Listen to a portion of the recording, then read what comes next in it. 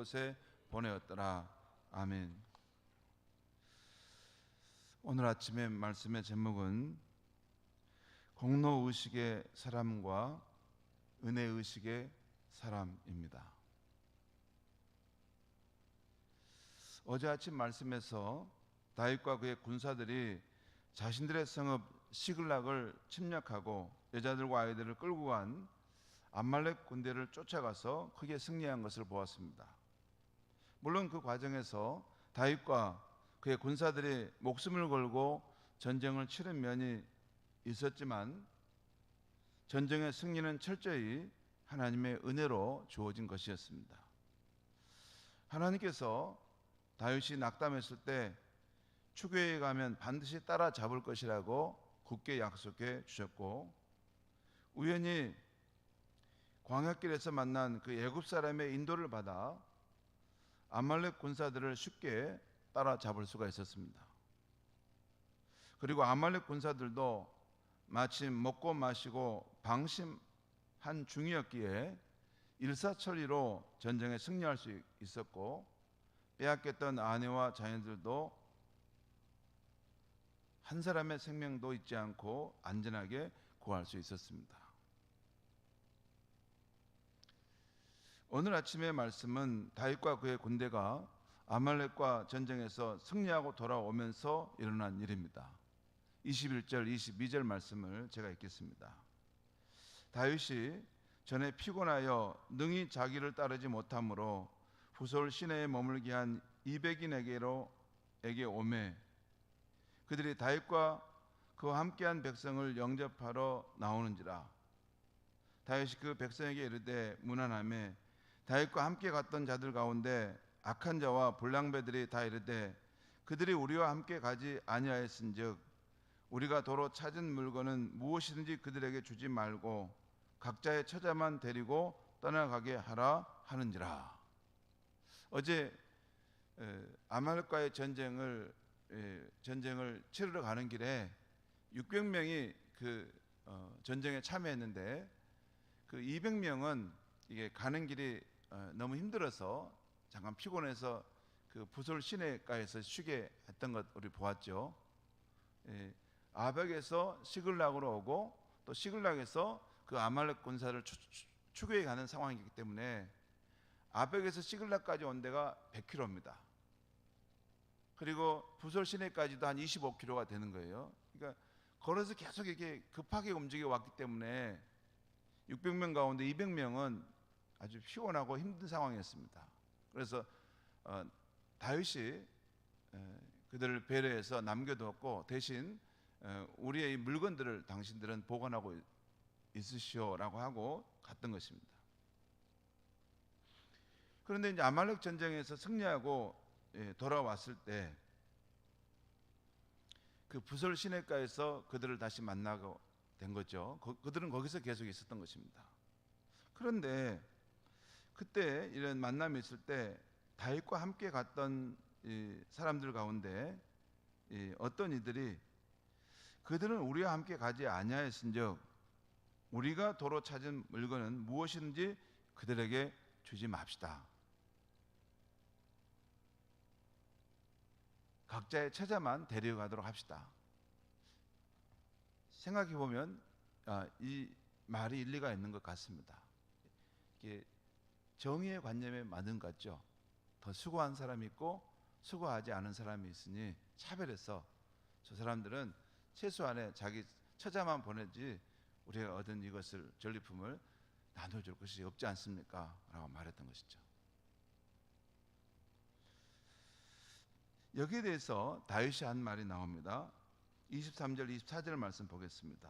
23절 24절 제가 읽겠습니다. 다윗이 이르되 나의 형제들아 여호와께서 우리를 보호하시고 우리를 치러 온 그 군대를 우리 손에 넘기셨은즉 그가 우리에게 주신 것을 너희가 이같이 못하리라.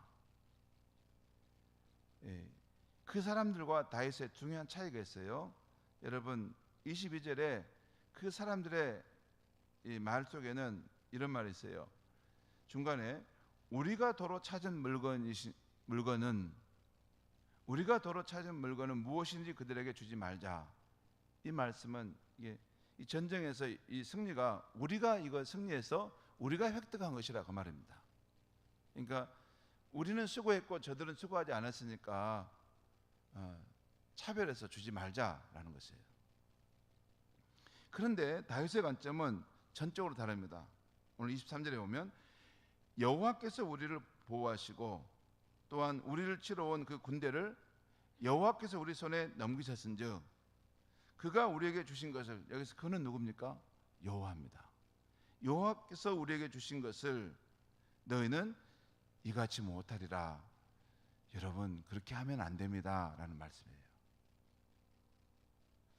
그러면서 24절에 이 일에 누가 너희에게 듣겠느냐, 그 말은 지금 여러분이 이렇게 말한 것을 누가, 어떤 백성이 이 말에 공감하고 따라가겠느냐라는 거죠. 24절 계속 읽겠습니다. 전장에 내려갔던 자의 분깃이나 소유물 곁에 머물렀던 자의 분깃이 동일할지니 같이 분배할 것이라 하고. 자, 그렇게 해서 다윗이 이때 정한 이 전리품 분배 방법이 그 훗날에 이스라엘 백성들의 율례와 규례가 되었다라는 말씀이 나와 있습니다.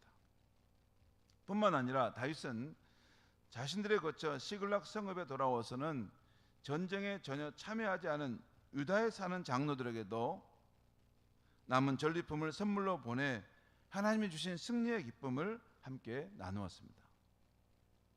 오늘 말씀은 간단합니다. 내용이 복잡하지 않아요. 아주 단순한데도 보석과 같은 진리가 이 안에 담겨 있습니다. 성도 여러분, 오늘 본문에서 우리는 우리가 사는 것은 내 힘과 능력으로 잘해서 산다고 믿는 공로의식을 가진 그런 이들과 그 반대로 우리가 사는 것은 전적으로 하나님의 은혜로 산다고 믿는 은혜의식을 가진 다윗을 만나고 있습니다.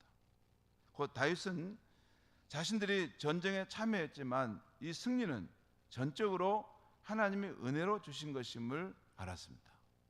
오늘 우리가 23절 말씀에 그 다윗의 말이 나오는데 그 말 속에 은혜의식이 듬뿍 담겨 있어요.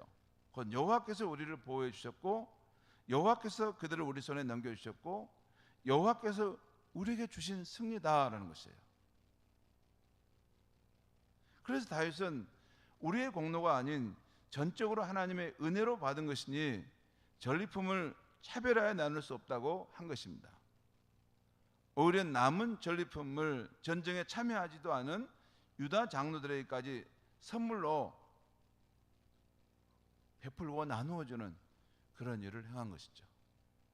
이것은 자기 공로, 자기 힘으로 이렇게 얻었다고 생각하면 주겠습니까? 움켜쥐고 있는 것이죠. 그런데 하나님의 은혜로 이 모든 것을 받은 것이니 내가 값없이 받은 것 또한 이웃에게 나눠주는 것 마땅치 않겠는가 해서 나누어줬다는 것입니다. 성도 여러분, 오직 예수 그리스도의 십자가의 은혜로만 구원받게 된 우리들입니다. 이건 다시 설명할 필요가 없습니다. 자격 없는 사람들인데 하나님의 값없는 은혜로 예수님의 십자가의 공로를 힘입음으로 우리가 구원함을 받았습니다. 그런데 그런 우리들이지만 늘 경계하지 않으면 우리도 어느 순간 공로의식의 함정에 빠져서 나눠주기를 거절하는 인색한 사람, 무정한 사람이 될 수가 있다는 것입니다. 오늘 본문에 나오는 함께 전쟁에 참여하지 않았다고 하나님이 은혜로 주신 것을 나눠주기를 거절했던 사람들처럼 말입니다. 사람이 자기 힘과 능력으로 살아야지 약한 모습 보이면 안 되지라고 무정하게 대할 수 있다는 것입니다. 특별히 그 말이 정의의 관념으로 스스로 살아갈 수 없는 사람을 이렇게 낙담시키는 그런 말이 될 수도 있습니다. 왜냐하면 제가 그렇게 생각하고 살았던 때가 많이 있었던 것을 깨닫기 때문에 그래요. 사람의 자기 능력, 자기 노력의 힘으로 살아야지 남의 도움 받으려면 안 되지. 사람이 약한 모습 이렇게 보이면 안 되지 라는 생각을 제가 가졌습니다. 그래서 약한 사람들을 보면 별로 마음이 불편했어요. 그리고 약한 사람에게 뭘 나눠주는 것은 정의관념에 반한다는 생각을 가졌어요.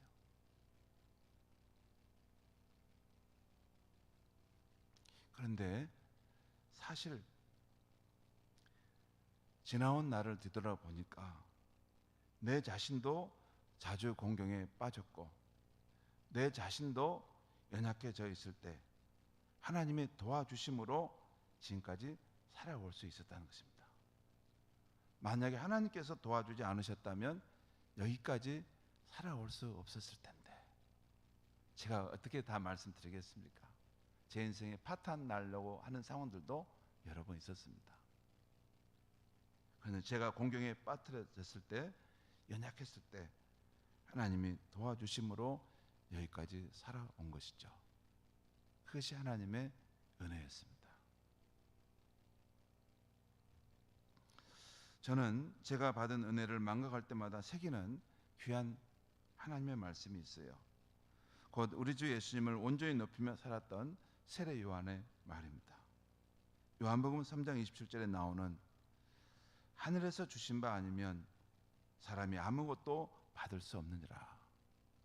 하늘에서 주신 바가 아니면 사람이 아무것도 받을 수 없느니라. 이 말은 되새기면 되새길수록 너무나 귀한 보석과 같은 말씀입니다. 맞다. 우리 인생이 살아가고 누리는 것은 모두 주권을 가진 하나님께서 주셔서 우리가 사는 것이구나. 성도 여러분, 우리가 이 세상 살면서 누리는 모든 것, 곧 우리의 생명, 우리의 안락한 가정, 남편이 일할 수 있는 직장, 좋은 친구들, 건강하게 자라는 자녀들, 천국을 함께 가는 신앙의 동지들, 햇빛, 바람, 하늘에서 내리는 단비, 이 모든 것들은 다 하나님이 값없이 주신 것을 받아 살아가고 있는 것입니다.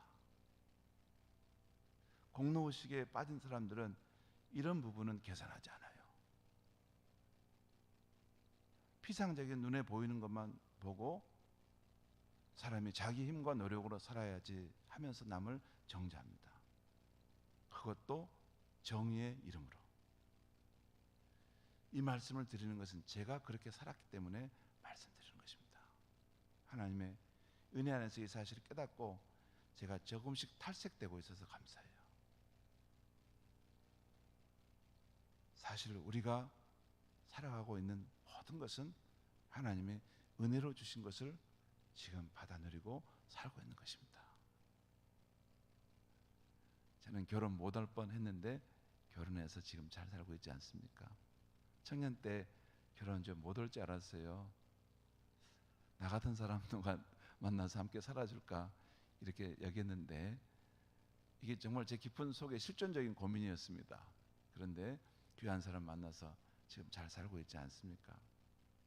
우리가 사는 것, 내 능력, 내 노력은 작은 것입니다.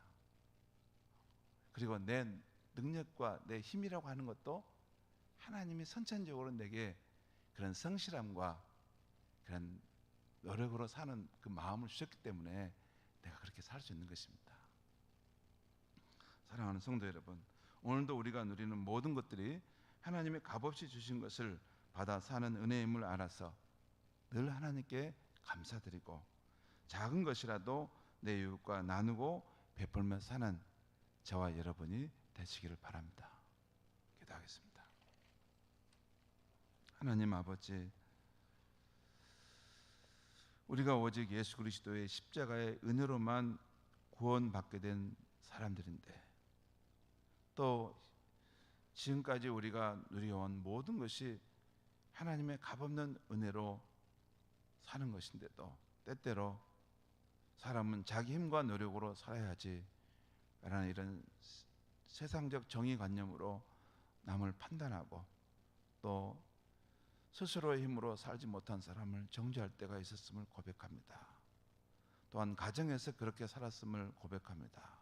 하나님 아버지, 오늘 다윗의 이 고백, 하나님께서 우리에게 은혜로 주신 것을 받았으니 어찌 우리가 그렇게 생각할 수 있겠는가? 우리가 값없이 받은 것, 또 우리가 그것을 우리의 자녀들과 이웃에게 값없이 나누어주며 삽시다 했던 이 귀한 은혜의식의 마음이 우리 삶에 있게 하여 주시옵소서. 하나님 아버지, 우리가 깨닫고 보면 모든 것, 우리가 불평하고 우리가 참 나쁘게 남들을 볼 수 있었던 그런 것들도, 저 사람에게도 하나님의 은혜를 주시고자 내게 이런 일을 행하셨구나 하는 것을 깨닫게 될 줄 믿습니다. 하나님, 더욱더 우리의 인생의 남은 날들이 지나갈수록 더욱더 깊은 하나님의 은혜가 우리 안에 나타날 수 있도록 성령님 역사하시고 우리에게 깨달음을 더하여 주시옵소서. 예수님의 이름으로 기도하옵나이다.